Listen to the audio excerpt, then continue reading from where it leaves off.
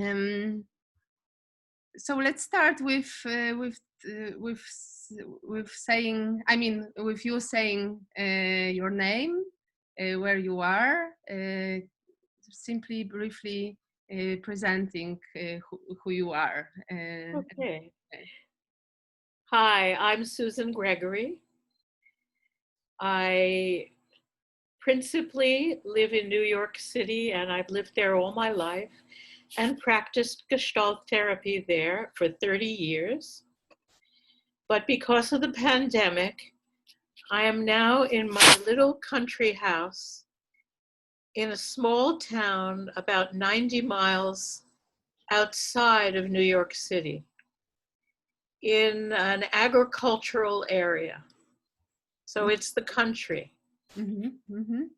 And that's where I'm talking from today. Yeah, and if you were to say more about yourself, paying Well, attention. Yeah. Mhm. I, I'm happy to. Okay. I think of myself.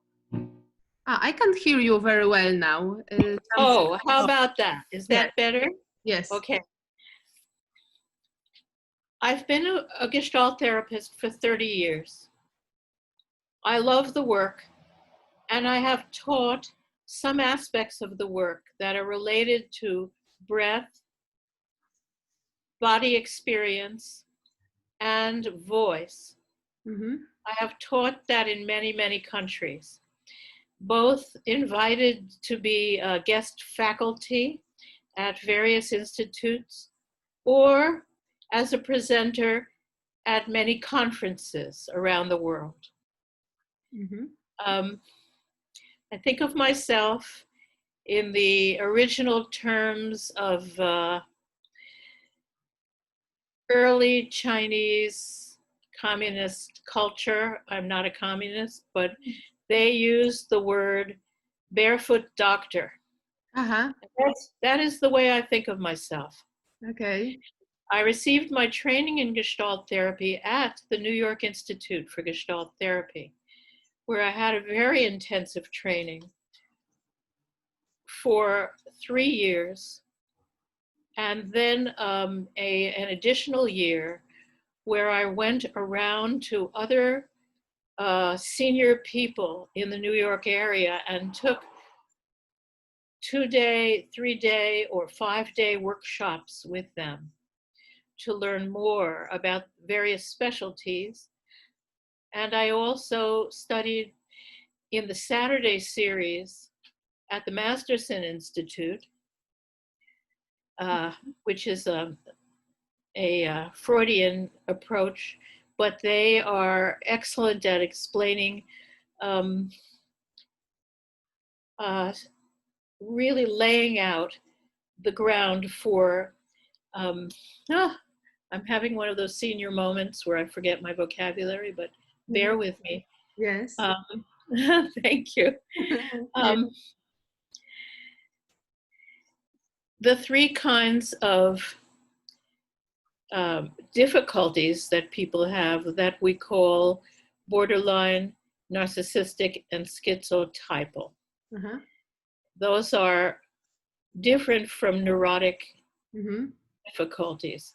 And that institute was a pioneer in Okay. describing what those were and giving some ideas about how to work with those personality disorders. Mm-hmm. That's the expression I was trying to think of. Mm-hmm. And I also had some other, oh, yes, of course. During that time, I also worked with Irene Dowd, an anatomist who teaches many dancers, dance teachers, yoga teachers, and she teaches what's called kinesthetic anatomy. It's real anatomy and physiology, but not in a medical school setting. And I studied with her in her class for 6 years Mm-hmm. because my interest has been, from the beginning, the physiologic aspects of working in psychotherapy. Mm-hmm. And I didn't personally want to just work from a sensing feeling point of view. I wanted to work from real medical knowledge, Uh-huh. not because I'm trying to be a doctor in any way, but to understand what the functioning of a person's body is and the functioning of my body is. So, and also I did, I guess, about a 6-month study with an institute in Manhattan that works with neurological approaches to psychotherapy. Uh-huh. They also are a Freudian institute. I didn't pay a lot of attention to their way of describing patients Mm-hmm. from a Freudian point of view, but I did learn a lot about their descriptions from how the brain works point of view. Mm-hmm. So those are all the ways I've studied over these many years. And that's why I call myself a barefoot doctor. Yeah. Mm-hmm. Mm-hmm. I understand. Yeah. And it's been Wow. a very, very exciting career to follow. And now that I'm in hiding from the pandemic, I'm having to work with all my clients on Zoom. And while we are working productively, it's not the same as being with a human being Mm. face to face. Yeah. And that's where I am now. Right. Um, I will come back to your professional career,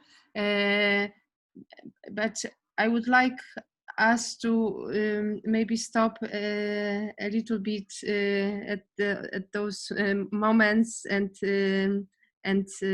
period of time before you actually became a Gestalt therapist, and I would like to ask you a question about uh, who who were you at that time, if the person you were then you are still now, you could identify yourself the same way those years back, what values did you have, what passions. That's a wonderful question. I thank you for that. Thank you. Um, Welcome. I feel like the same person I was, only expanded in my knowledge. Mm-hmm. My interests always were, I have to say it this way, helping people feel and helping people understand themselves as rooted in what they were feeling. How did that start? Well, I started as a singer when I was a child. I used to sing in the kitchen, and my neighbors used to hear me. And they came and made a delegation, and they came to my parents and they said, please, this child seems to have some talent and she must have singing lessons. So if it were not for my neighbors, I would have not studied singing. I sang spontaneously. Okay. Yeah. Yeah, I was So about to ask you, like when you were cleaning or where you were like looking outside the window and yeah, cleaning. Mhm. I come from a working class home. I remember. That's another reason I call myself a barefoot doctor. Mhm. And so I had a lot of tasks in the house, and I was washing dishes or cleaning up the kitchen or dusting and cleaning and mopping the whole apartment. And in the hot weather, in those days, people in our class didn't have air conditioners. I don't even know if people had air conditioners. Mm. I grew up, I was born in 1944. So it was very warm and the windows were open a lot of the time. And so that's how my neighbors heard me singing. Okay. Yeah. Um, Later on, when I became a professional opera singer and I sang at the New York City Opera, and people would ask me, why do you sing? I would still say that same thing. I want to teach people to feel and to know themselves. Okay. That's why I was singing. I was pretty surprised by my answer. So when later I became a therapist, became trained and then became a therapist, it was the same thing. I wanted to help people to feel and understand themselves. So I've been on a similar road, I believe, my whole life through different media, starting with singing. And would you say, I mean, are you saying this now retrospectively, or at that well point of time where you were a singer, you were able to actually be aware of that you want to teach people feel, or To feel to feel, and to teach. feel and understand themselves. Yeah. To be present with themselves. I did not have that word at that time. Yes. But yes, I was thinking that. I was thinking that when I was in the opera company. Yeah. That was my interest. I noticed that many of my colleagues had different interests about why they sang. Of course, I loved the attention also. I loved the audience. But that was secondary for me. I always had 2 or 3 jobs at a time. As I mentioned, I came from a working class home. I was not given many resources to pursue my interests or my education. I was given some. My brother was given the major support for his own educational and professional development. I was second. So as a result, I always worked at least 2 jobs, occasionally 3 part-time jobs. So even when I was singing at the New York City Opera, every morning from 9 to 12, I was a teacher. I was a teacher of English to adult immigrants. There are many, many immigrants in New York City. And so there was a whole, the Board of Education had a whole section for teaching adults how to speak English. And I worked for them every morning and then got on the subway and went up to Lincoln Center to rehearsal at the opera company. Those were the 2 jobs I was doing. So I never was in a bubble. I was part of the world of hardworking people all the time. So that allowed me to be aware of, to ask myself a question, why am I doing this? Yes. Okay. Yeah. And teaching people how to feel, how to understand themselves, also by performing to the great wide audience. Yes. Yes, exactly. Exactly. Yeah. That's precisely it. I mean, I didn't, when I followed my first passion, which was singing, I simply wanted to sing. I didn't think that I wanted to teach anything. I wanted to sing passionately. It was later, as I began to think about what am I doing, that I answered myself in the way that I've just told you. Yeah. And I wondered, were you receiving, words of acknowledgement and recognition, and how people were touched by your singing at that moment? I wonder. Is that Many times, many times. must be an amazing. This was throughout my life, yes, Mm-hmm. throughout my life. And I had to audition 4 times, 4 years in a row, to get my job at the New York City Opera. The head of the opera company at that time was Julius Rudel, the conductor, the principal conductor, and he had come from, I think, Czechoslovakia to New York. Mm-hmm. I'm not certain. It might have been Austria. I'm not certain. But he had a great career conducting opera already in Europe before he came to New York.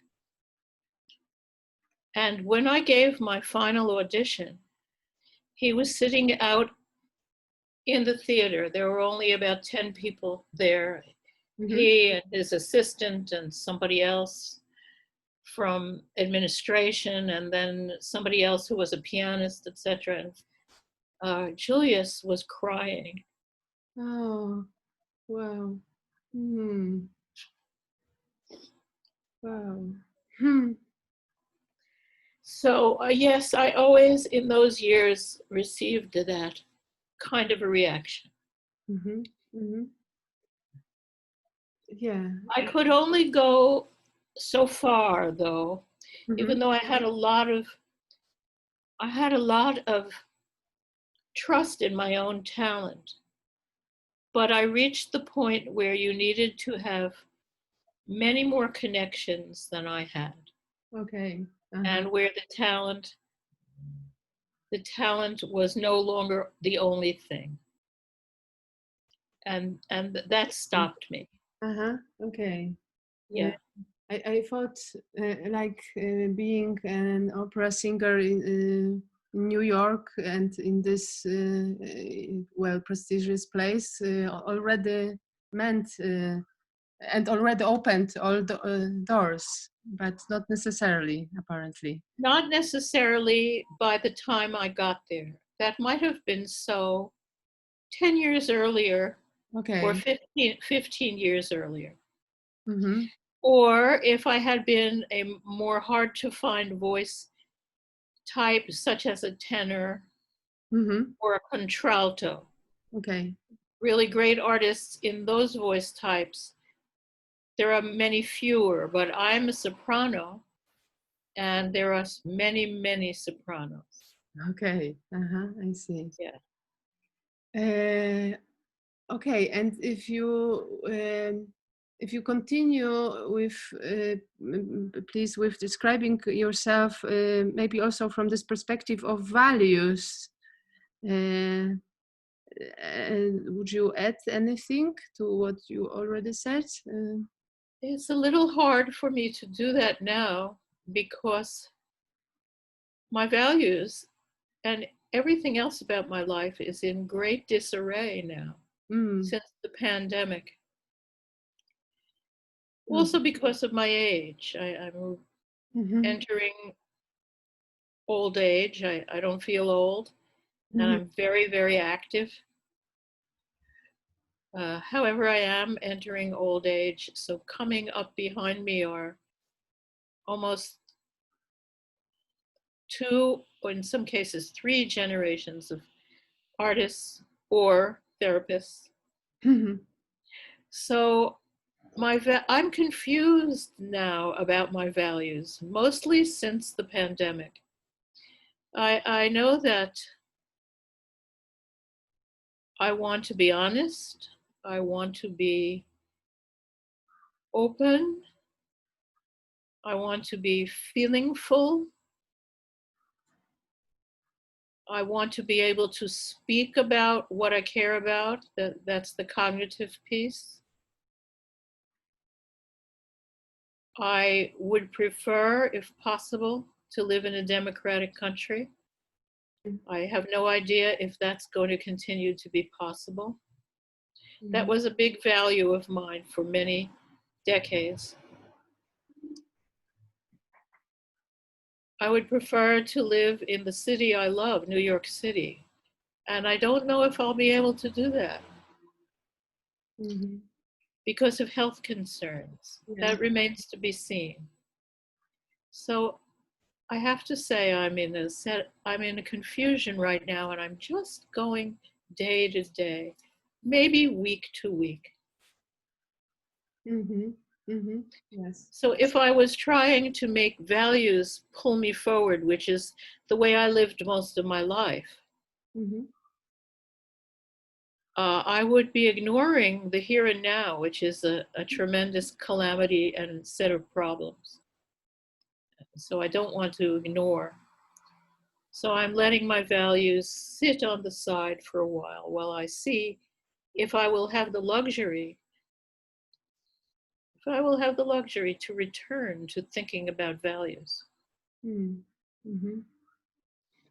I like the depth of your answer. Thank you. Thank you for your question. And yeah, and I also wonder,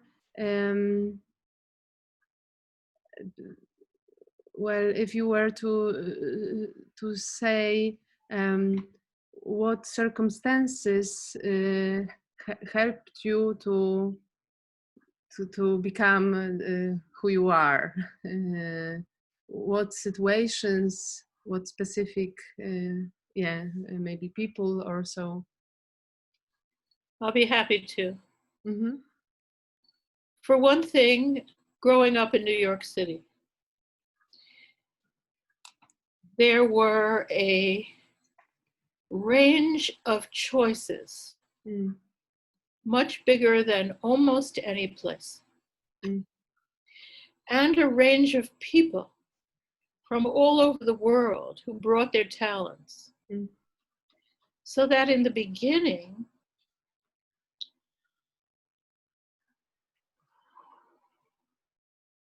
a few important people were people I studied singing with and people I learned various operatic roles with. Those people are called coaches. They teach you the languages and they teach you the roles. Okay. And a voice teacher teaches you how to use your instrument. And my teacher, as it turned out, had been a great star in Berlin. Her husband was Jewish, so they left and they came to live in New York City. She had to give up her career and she became a teacher. And she was a great teacher for me. Then she knew many coaches all of whom had been conductors in Europe, and with whom I could study roles and languages. And she introduced me to them, and one in particular from Czechoslovakia was a great coach for me. I saw his brother on film, the film Shoah.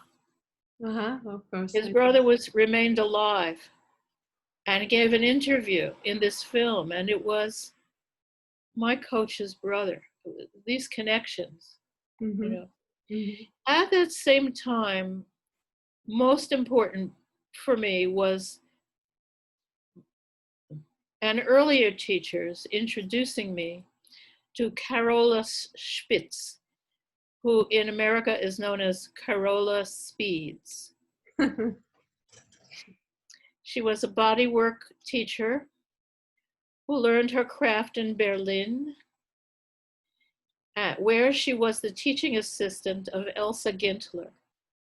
Elsa Gensler developed a way of working with body that was different from all the other people who were doing that in Germany at that time. And Elsa used to use words like, it's an experiment, See what emerges, and many other things that are popular expressions in Gestalt therapy today. Yeah. Mhm. I ended up studying body work with Elsa Gensler. No, not Elsa Gensler. She is the person who started Yeah. Arbeitermenschen, working with people. That's what she called it. Uh-huh. Carola Speeds. I studied with her for 32 years. Mhm. From the time I was an undergraduate through the time I sang at the New York City Opera until she herself had a stroke Mhm. and could no longer speak. She kept teaching, but I was too disheartened to go after that. Wow. Mhm. But what she taught me about how to feel my own body and how to be embodied, and then how to come out into the world with that, not as a separate thing, but to live that, was the most valuable thing I learned as a singer and what I carried with me into both teaching and psychotherapy. Mhm. I I did a lot of research when I first came to the New York Institute because I was a complete beginner, Mhm. but I understood everything they were talking about. Mhm. This is before I read PH and G, before I started my weekly classes. Mhm. And I said, how can it be? I'm at this meeting, there's about 50 people here. They're having very passionate discussions about Gestalt therapy, and I'm getting it. Mhm. And then I realized, wait a minute, I have heard so many of these expressions from Carola Speeds. Mhm. So I did research, and it took me 5 years. Uh-huh. And I found that Laura Pearls had been a student Uh-huh. of Elsa Gensler in this form of working in Berlin, Right. Okay. and that Fritz Perls Mm. had been a student of another person named Charlotte Selver, Mhm. who had also been part of that group in Berlin. Mm. He was a student of hers here in New York. So both Fritz, but even earlier, Laura, had studied the same body work I did. Mm. So, and I was able to find in the texts which proved it. And then I wrote my first paper. Elsa Gensler, Lost Gestalt Ancestor, Yeah. which was published in the British Gestalt Journal. Mhm. So it turned out there was a real connection between the body work I valued and the modality of psychotherapy I had decided to enter. Yeah. Mhm. Mhm. How come? I mean, how did you come to Gestalt therapy? Why this modality? How did that happen? Good question. I was in therapy, Mm-hmm. and after a couple of years, and it was, I was with a therapist who we not only talked, but she did various kinds of body work while I was prone on a table, on a massage table. Uh-huh. And we would talk, and she would work with my arm or work with my head. It was very powerful for me to be working both physically and cognitively. Mm-hmm. So after a while, I said to her, you know, I'd like to become a therapist. And she said, well, I recommend that you try Gestalt therapy because it's holistic. And that's what you're already interested in terms of the body. Yes. And in terms of teaching, I was teaching at that time. Teaching, including body awareness, or singing, obviously, including body awareness. And this would be another field that you would enter, which includes body awareness and working with body experience. So I recommend you try to find training in Gestalt therapy. And so I started to look for it. Okay. And so I visited various trainers in New York. And then I had an appointment, among other appointments, with Dan Bloom, who was just starting to teach. He was organizing his first class. And I walked into his apartment, back into the room that at that time he used as an office. And as I walked through the living room, I saw a grand piano. Oh, I got so excited. I was already inside, I was saying, this is the person for me. Because it seemed that his life included the things that I also was passionate about. And of course, we had a terrific conversation, and he was very welcoming and very, very bright. And so I joined Dan's first class, and that was my first training. It was for 3 years, every Friday night. And among the things we did a lot of different things in that class, but one thing is we read Pearl's Hefferline and Goodman, line by line, from beginning to end. It took us 3 years to do that, and we discussed it, and then we worked with it in role play. Role play.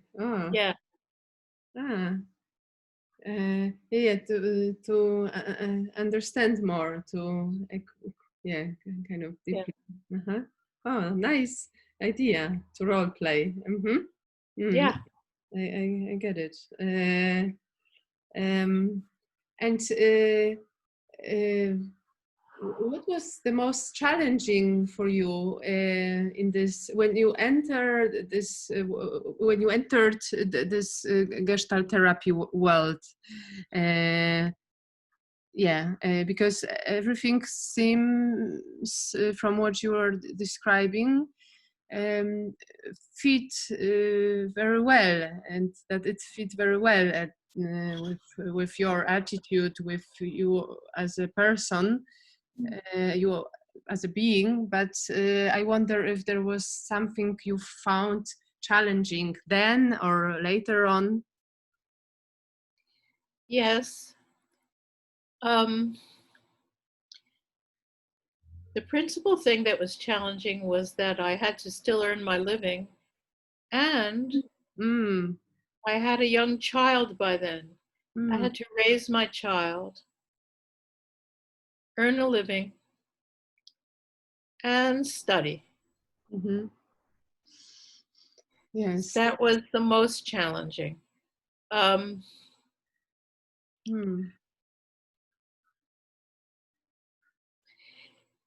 In those years, the New York Institute was very altercative, which means there were arguments all the time about what this line means or what that concept means. And actually, it's very enlivening to be thinking about those things. You don't have to talk about it as though you're fighting, though. Yeah. And we don't now at the New York Institute, but we did then. Now, many of my female colleagues who had been at the Institute a long time and were very bright and excellent therapists, many of them were uncomfortable and felt themselves silenced by these large arguments, which by and large were undertaken by the men. Right. Not always, but often. Mm-hmm. Because of the background I came from, I was ready to fight. So I never understood why they were so ill at ease. I just jumped in and shouted with everybody else. That's because of my working class background and the neighborhood I grew up in. It became, after many years, that was useless for me. And I had to stop because no one listened to me anyway. I got all that energy out. That was great. But it didn't help me get heard. And you think it's because of the fact that you're a woman? Yes, I do. And also because I came later to the group. Okay. This group of people had been together for 10 or 20 or more years. I was one of the first of the new people. So it was hard to be admitted into the group. And in the New York Institute, from my point of view, that is still so.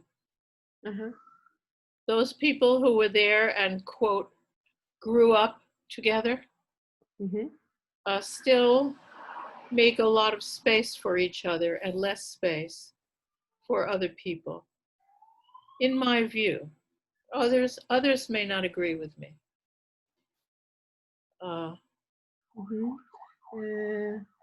Okay, and so maybe, but I was wondering about this being a woman, because I sometimes ask my interviewees this question, whether this is an important reference for you, identity. I believe so. I believe so. Yeah. I see it that way. And was it easy or not really, rather difficult to be a woman in those years, in those times when you were becoming a singer, then a therapist? Has that changed, in your opinion? In my life, it has not changed.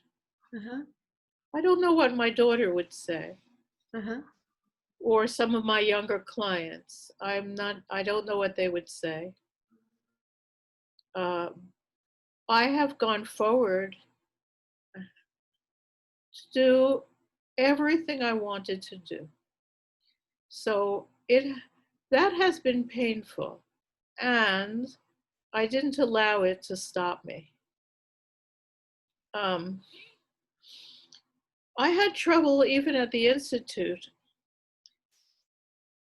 There was a women's group formed that accomplished some very important things within the Institute in terms of being heard and being included. And at the time that the women's group was organized, my daughter was about 2. So to go to the meetings, I had to take her with me. And this is the women's group.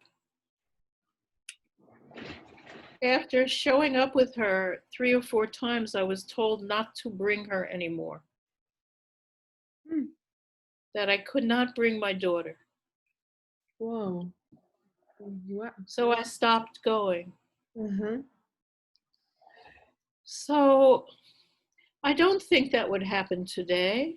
I think there's real growth among women today and an understanding of how to support each other even more than then. Mm-hmm. But it did happen then, and that was exceptionally painful for me. Yes, of course. Mm. Mm-hmm. But the fact is, as a person, I've always been, I guess I would say, a solo flyer. Mm-hmm. Yes. So I was able to continue and build my practice and have a lot of success as a therapist working in my own solo practice for all these years. Mm-hmm. Mm-hmm. So it didn't stop me from going forward in my growth as a therapist and in my practical need to earn a living. I was able to do both things. Mm-hmm. Mm-hmm. And at the same time, it was hurtful and kind of shocking to me. Mm-hmm. I imagine. Now I recalled myself that you were also a president of the New York Institute for Gestalt Yeah, Therapy. yeah, I And was. was it challenging to be uh, in this position? I mean, or is it from this years when, as a president, you drew such conclusions about stop fighting and so on? No, I already had drawn those conclusions. Okay. Mm-hmm. Um, I had been there, I guess, I was president from 2007 Okay. Uh-huh. to 2009. Mm-hmm. So And I had come to the Institute in the beginning of 1991, or maybe the end of 1990. mm-hmm. So I had already been there 17 years. Yes. So everybody knew me. A lot of people knew my work, not everybody, but many people knew my work, and they knew how hard I had worked and studied Mm-hmm. to become as skillful as possible in the job. And they believed I could lead the Institute, which is a very hard job, as you know, in the work you do. Mm. Just the administrative piece Yeah. is huge. And so they asked me if I would stand for president. And I did, and I was glad to do it. Mm-hmm. It was very, very hard. And it is very hard for every president, Mm-hmm. not just me. And I was able to accomplish a few things that I think about with pride Mm-hmm. when I do think about them. Can you say? Can you tell Well, about? the thing that stands out for me was a big conference we organized and were the host for in New York City Mm-hmm. with the title, Shall I Compare Thee? From the Wordsworth poem. Uh-huh. Shall I compare thee to a summer's day? But what were we comparing? Well, it's something like this. In the United States, for decades, there had been a split between the East Coast Gestalt therapists Yes. and the West Coast Gestalt therapists, Yes. largely because Fritz and Laura split. They never got divorced, but they separated. Mm-hmm. And Laura stayed in New York principally. She taught in other places, but she stayed in New York as the president of the Institute for a long, long time. And Fritz went to California, Right. where he gave many, many workshops, often at Esalen, but not only at Esalen. Mm-hmm. So the way what Fritz valued about Gestalt therapy was somewhat different from what Laura valued, Mm-hmm. somewhat different. Yes. And so the groups that formed around Fritz and around Laura became became devoted to the parent, Mm-hmm. either the father or the mother. Yeah. And there was an immense split and dislike Okay. for years and years. And there were ways of talking about what is Gestalt therapy, very different. Mm-hmm. And people were refusing to know each other, refused to talk to each other. It was ugly. Yeah. Mm-hmm. What I'm most proud of with the Can I ask you how long did that last? I mean, the strong, phase, the strongest. at the shortest, and I would have to really go back into the records to check, Uh-huh. but Mm-hmm. at the shortest 30 years. It Mm-hmm. might have been more than that. Yeah. Okay. Mm-hmm. Might have been more. Mm-hmm. Yeah. We had already been reaching out to each other to try to heal this rift. Mm-hmm.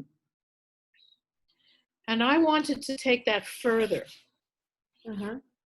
to really try to heal the rift. So I talked to my colleagues at the New York Institute, and with the support of my colleagues and the hard work of many, many colleagues, I led an effort to make this 2-day event, Shall I Compare Thee? Mm-hmm. Uh-huh. Where we were going to compare how we talk about the cycle of, let me see what we called it. Again, I'm having a senior moment, but please bear with me. Yes.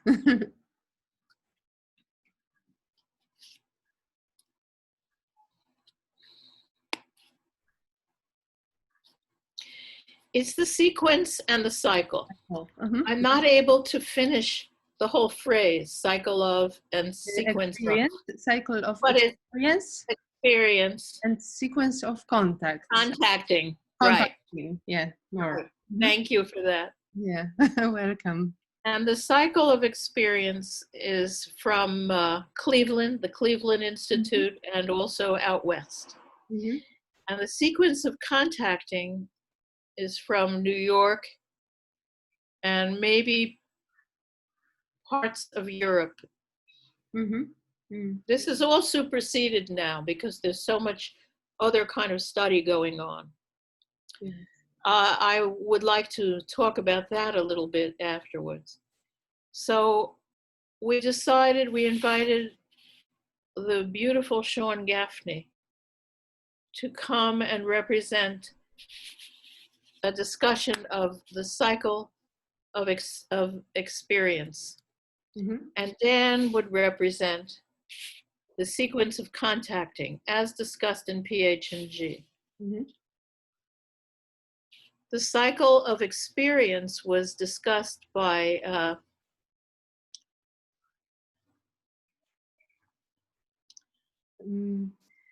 by the pollsters, right?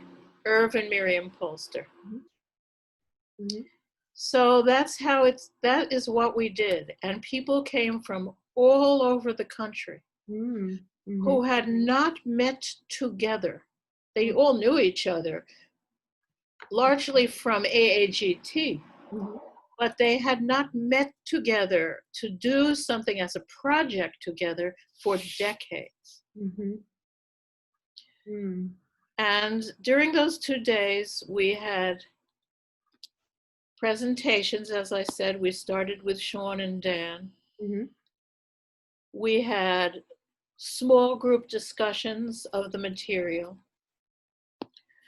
We had Ed Nevis give us a long presentation on the writings of Paul Goodman, whom he loved, and he owned every one of Goodman's books, and he brought that to us. We had, I asked that we give some gifts to some of the senior people, and we bought beautiful crystal apples from Tiffany's. Okay. With the contributions by the New York Institute members. And we gave these to Ed Nevis and Sonia Nevis and Philip Lichtenberg Okay.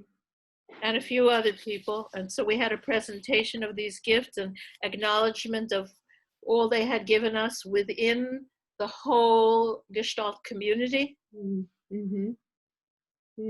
we had lunch together 2 days in a row. And we were able to heal the rift. We brought the West Coast and the East Coast back together, and we have been back together as colleagues with differences, but no more hate since that time. So that is what I am proudest of. Yes, of course. In my 2 years as president. I didn't want us to remain separated anymore. Yes, and you are describing it so vividly that I can actually visualize it somehow. And people I interviewed already, they mentioned Sonia's name so often. Philip Lichtenberg, of course, but I knew this name before, but Sonia is someone I got to know about from the interviews, from people who admired her very much. Yes. Well, as you know, Ed and Sonia, after having established the Institute in Cleveland with some other colleagues, eventually left that institute and built their own very important training center in Massachusetts called the Gestalt International Study Center. Yes. Yeah. We are close to the end, but you wanted to say something more, I believe, about maybe the present, and about the future of Gestalt therapy. Okay, I'll try to be brief since time is short. There is a great deal of stretching out now, especially as led by a group of European colleagues and Dan, stretching out into phenomenology and other philosophies as a way of expanding the work and the set of understandings in Gestalt therapy. I've been studying along with that in order not to be left behind. And I can say that I'm not very interested in it. I personally find it exclusivistic, and it doesn't work for a working class person like me. But I see how well meant it is.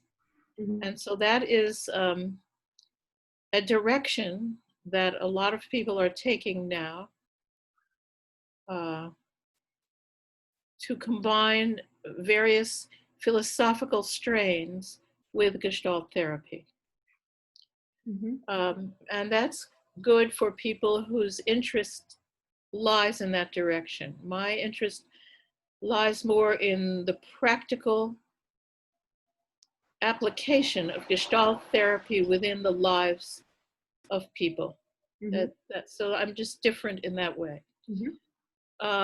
So therefore, I practice Gestalt therapy in a way that we would call foundational. Uh-huh. Foundational Gestalt therapy, the way it seems to have originally grown on the East Coast from the work of PH&G. Mm-hmm. Mm-hmm. And figuring out how to work effectively in a practical way with human beings is my greatest interest, rather than how to describe it and embed it into philosophy. That is Mm-hmm. not really a personal interest. Mm-hmm. But I want to say that because there's such a strong speaking for that new approach that I want to be sure to speak up for an older approach, Mm-hmm. which exists and may have more interest for some people. Mm-hmm. Certainly it does for me. Mm-hmm. I have respect for the people who are working along the philosophical lines, absolute respect, and I don't see how I can use it very much, being who I am. Mm-hmm. Mm-hmm. Mm. And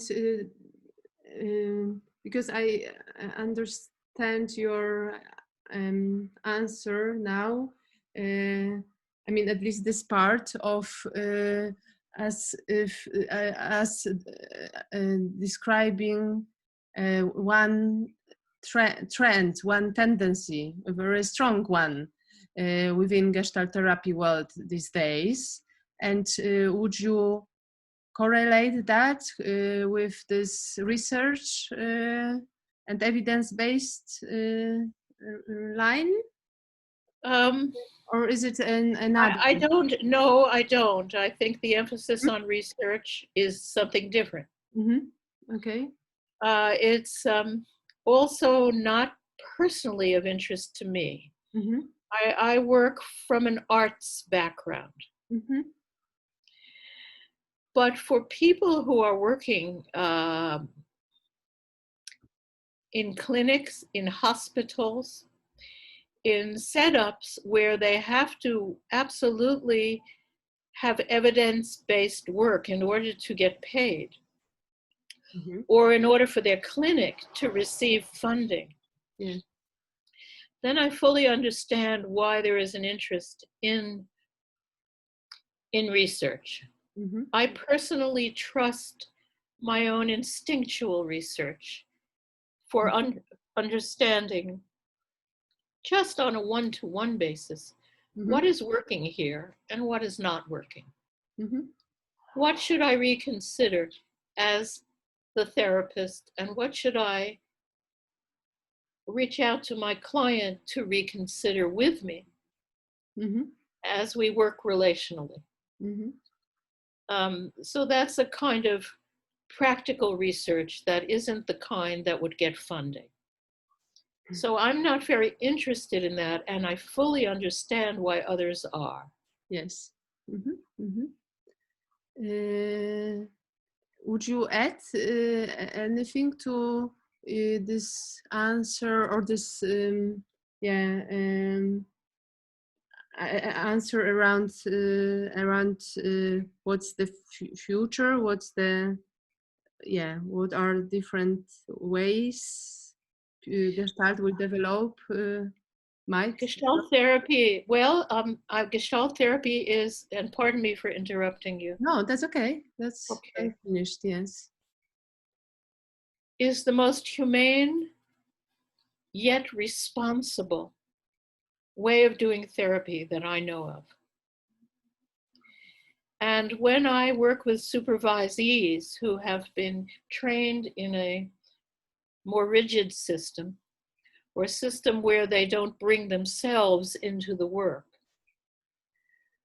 I am so grateful that I am trained in Gestalt therapy and can help them learn that, to expand what they're doing in the presence of another. Mm-hmm. And for that reason, I very much want Gestalt therapy to thrive and continue. Mm-hmm. It's the only clinical format I have found that is able to be both scientific and clear, Mm-hmm. while at the same time being relational and and improvisatory. Uh-huh. Mm-hmm. And I think both of those are vital. So I love teaching this to supervisees. Mm-hmm. And for that reason, I want Gestalt therapy to continue. I have no idea if it will continue. None of us does, Mm-hmm. because the pandemic has shown us that we can doubt everything. Right. Mm. Not only the pandemic, the growth of authoritarianism in Mm. so many places also shows us that we can doubt what might be possible. Mm-hmm. I'm not going to have to doubt too long because I'm old. It's just the truth, and I'm going to be able to work my creative way for the rest of my career. But for younger people, I pray that they will be able to practice Gestalt therapy in a way in which the emergent figures lead the work. Mm-hmm. And I hope that will remain possible. Mm. Uh, breathe, inhale and exhale on my side, listening to your voices, to your words. Yeah, we will see. We will see. Yeah, I'm also aware of this heaviness of the times we are living in now, both politically and ecologically. Mm. Yeah. So thank you very much for this interview, Susan. Mm. Thank you for inviting me for this interview. Mm-hmm. I'm very moved to be asked. Thank you. Thank you.